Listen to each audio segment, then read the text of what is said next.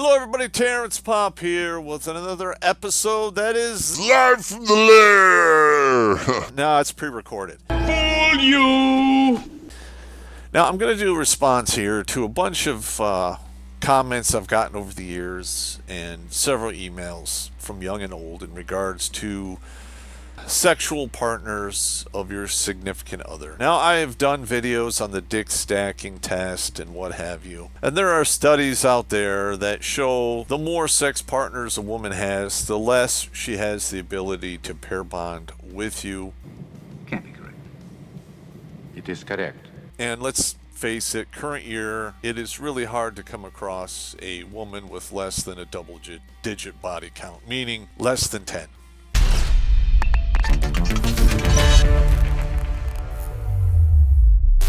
Do you like stories about serial killers? What about psychics? How about a psychic serial killer with a conscience wiping out the filth of society? Yeah! If you thought Dexter was a great show that went soft in its final seasons, these are the books for you. Introducing The Jericho Files, written by an old infantry grunt who has seen evil firsthand, and digested it into grade A gore porn with 5-star reviews all around. Click on the link tree in the Meat Gazer box and buy your copies today on Amazon, you filthy, dirty riggers. Now, in my day, when I, let's say I was born in 1968, I grew up in the 70s and the 80s, and I got to see what happened to the ladies of my generation who were very loose with their downstairs mix-ups. Slowly, in and out. You got it. Now, in my high school, I graduated in 1986. There was right around 8 women that were known to be excessively free with the punani. And I now have the wisdom and insight to see exactly what happened to these ladies. I saw, I went to my 10, 20, 30-year reunion. My 40-year reunion is coming up here roughly in about a year and a half-ish, if they have it. I do not know if I'm going to go to that one, but, I have seen or heard exactly what happens to a lot of these ladies. And it's not pretty. All of them have been divorced a minimum of once, some of them more than once, one of them self-deleted. None of them, to my knowledge, are currently married at this point. So they are stuck dead center in the middle of box wine and cat land now, because they're coming up on 60, and as we know, 40 to 80 is a long time. And if you're 60 years old in box wine and cat land, congratulations, you're center of the bullseye. I'm just telling you what it is. Now, I'm not going to use their names or any specifics, but we're going to go into some sources here to prove my point. All right, this one here is from Forbes, and you'll see here at the top of this bar right here, financial security is one of the main reasons for marriage, or the mirage, as I refer to it. All right, now, it is very common for a man to get hit with divorce papers after he quits a job, loses a job, gets laid off, gets injured, or tries to change career fields because of dissatisfaction or changes in the world in regards to what he was doing. I can't tell you how many guys I've talked to in the past 15 years that are like, yeah, I thought she loved me, there was a bunch of loyalty, we were in the marriage, and X happened, and we had to rely on her for X amount of time because I lost my job for enter reason here. And these guys get literally ejected, left behind, and destroyed by, let's just face it, the laws and cultures of the Western world. All right, so this is the leading indicator for why they get married, and it's also one of the leading indicators why they get divorced. Now, future performance predicts future performance. See what I did there? Pre-dick. Everybody got that? Good. All right, let's just get into this right here. All right, so this is from imarticus.org. Most critical steps in as analyzing historical financials for. Now, this is picking a financial planner, and you will see, you do your due diligence. You look into the company's model, what changed over time, revenues, expenses, the balance sheet, cash flows, looking for red flags or warning signs in financial statements, and making predictions about future performance and create a forecast. All right, now, as a dude, we come out of the box pre-programmed with various survival mechanisms for said human race. And one of those is a predilection for not participating in a breeding or mating strategy where your offspring is more than likely not going to be related to you. Joseph! What is it, Daddy? And one of the ways that happens is you have doubts over your significant other due to her sexual past. All right, now they're going to call me an istophobe idiot for bringing this up, but this is just a basic, harsh truth of biology. And there are attempts out there to try to shame and blame men out of this basic programming, and if you're a simp or severely blue-pilled, you will fall for this horse shit, and then you'll be singing the blues in less than 10 years if you decide to get married or participate in the mirage. Because 56% of all marriages do not make it out of the 10-year window, and 80% of those divorces are filed by women, and you can add an additional 10% to that if your significant other is college educated. So finances here are a major role in defining success in a mirage. And one of the leading indicators for said mirage and said divorce is finance. Then selecting a significant other should fall along those lines, i.e., past performance predicts future performance. So there you have it. Now, here's the study here. Now, you don't come here for me to read the studies, so I'm not going to go through the whole thing. And this one here, they're talking about the number of sexual partners and happiness. And they're trying to give you a bunch of baloney here where it shouldn't really matter. And some men, this isn't a big deal. Bullshit. This makes the assumption that is the man who's deciding if the mirage succeeds or not, because most of the time the man is caught by surprise, and the woman files for divorce out of boredom, which results in lack of bonding. All right, so let's move on to the next one here. You research, this is University of Utah, researchers, more sex partners before marriage doesn't necessarily lead to divorce.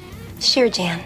Now, what we need to look at here is this table here. I'm not here to read you whole articles because that's just boring. And this data goes to roughly 2010. Now, I want you to see the difference here. 1970, basically 20% of all the women out there, 18 to 25 or 22, I got that number early on in this study, were virgins. So they're getting out of high school. It's 1/5, 20%. Sorry, 1/3 is in the 30s. So 1/5. Now you'll see here in 2010 that goes from 1/5 or 20% down to 5%. 5%. So that's 1 out of 20 in 2010 getting out of high school with 0 partners. And that was basically 14 years ago. So this number is probably much lower now, like I would say 1% or less. And you'll see here as they go for additional partners, 1970, 43% had 1 partner, and in 2010, this is roughly cut in half to 20%. Now let's go down here to 10 plus partners. You'll see in 1970, 2% of the ladies out there had more than 10 partners. And in my day, roughly between the beginning of 1980 to 1990, it went from somewhere between 4 and 10%. I would say it's somewhere around 6%. And here we are in 2010, that's 18%. So you go from 2%, 10 partners plus in 1970, to a 9-fold increase by 2010. You gotta be fucking kidding.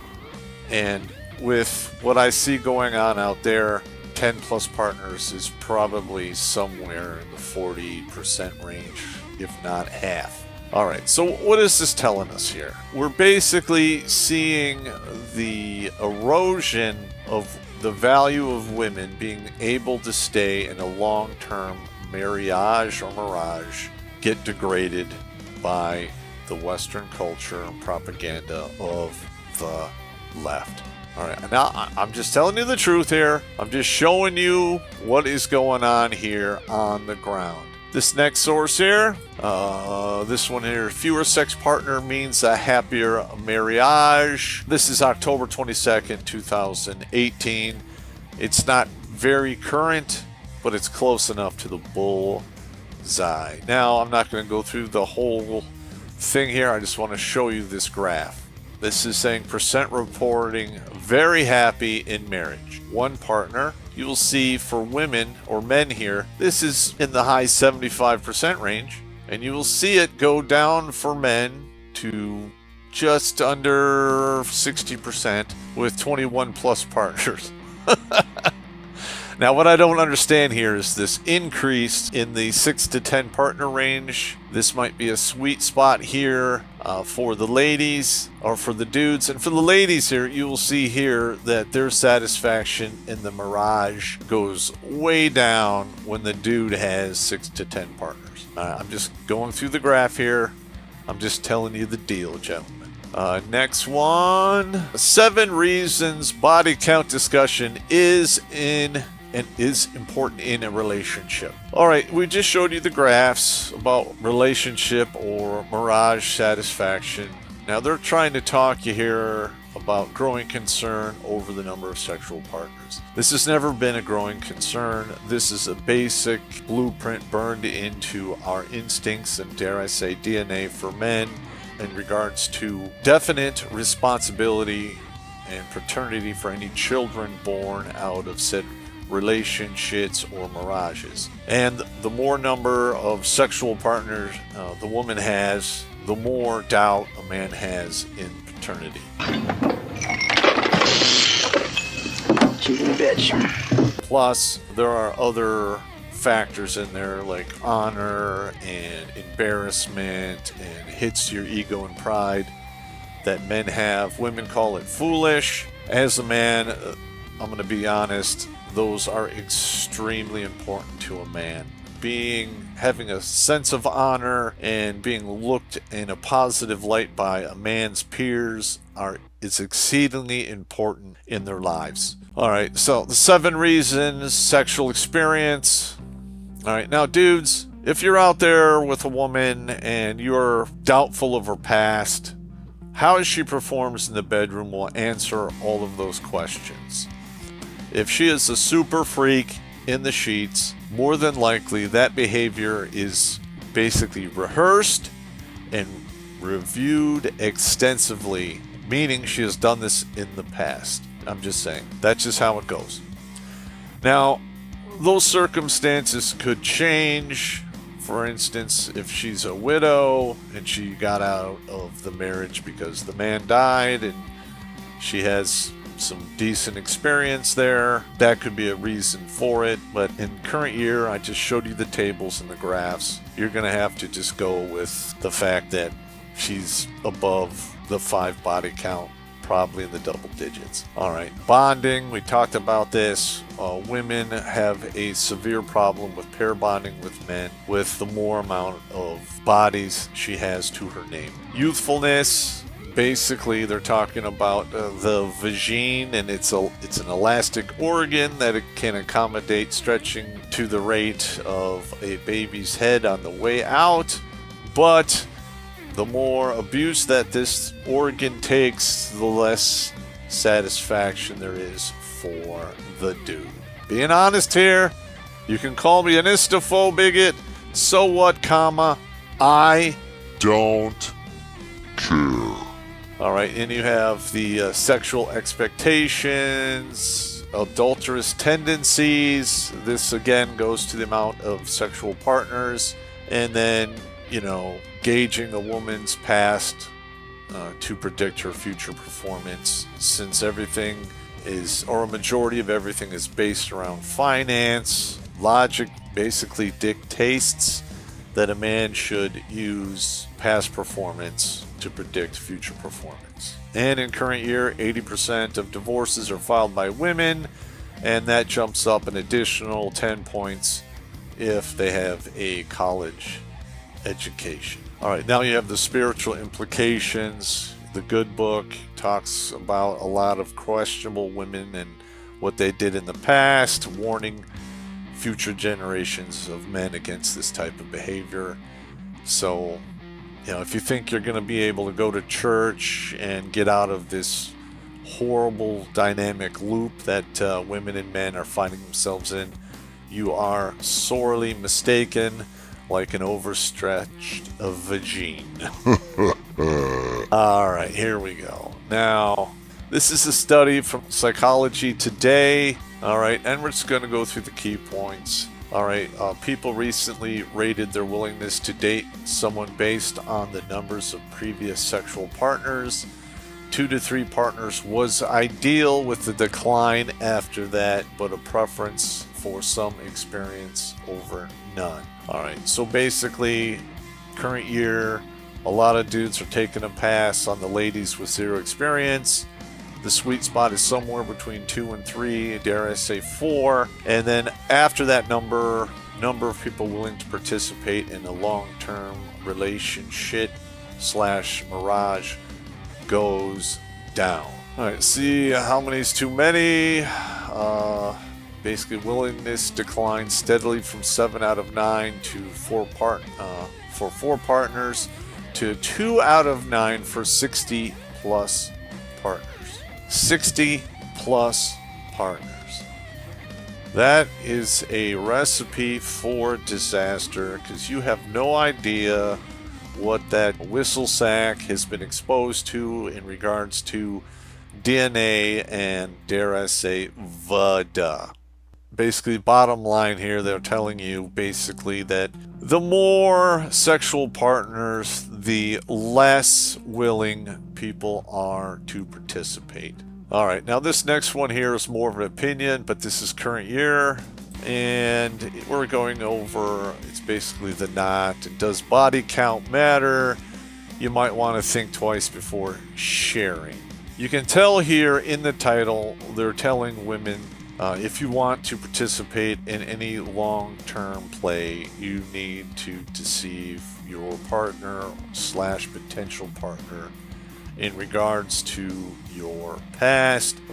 It's a bold strategy, Cotton. Let's see if it pays off for them. Because men are judging women based on that, which they rightfully should, by instinct and logic. You notice how I took emotion out of it there? Just pointing out the truth to you, gentlemen. There's a lot of women out there who are going to attack me and attack this channel for telling you guys the truth. Mainly because a lot of women today are well beyond the 5 mark and are in the double digits. And if they're in college, I would add an additional 30% to that number if they were in a sorority. I refer to those women as sorostitutes. Listen, I went to college. I understand how that world works. It was bad when I was in college in the early 90s to mid 90s. And 30 years later, from what I'm getting in emails, text messages, DMs, and the stories I read on the internet, it is an absolute high-speed train wreck. It's not even a slow-motion train wreck. It is a high-speed train wreck, guaranteed for maximum life carnage down the track. Okay, so does body count matter in a relationship? You can see here they're trying to downplay it. Some men like to stereotype women in regards to body count. It's just an attempt to blame and shame you to something less. Don't fall for the bullshit. All right, now this is here from WikiHow. I don't put a lot of credence most of the time in anything with the word wiki in the beginning if it's going to be referred to as a quote-unquote source. Alright, now you'll see here, does body count impact relationships? I'm going to just read this one thing for you here, and we'll put an end to this old gray mule, the nag, or the permanent resident of boxed wine in Catland. Body count shouldn't matter in relationships. Shouldn't is the key word here. It does. Bottom line, it does. If it doesn't for you as a man, you're going to wind up basically riding shotgun in the plane that I'm in, which is a boatload of dissatisfaction, heartache, financial loss, you name it. In current year, I'm warning you highly against participating with any female with a body count that even approaches the double digits.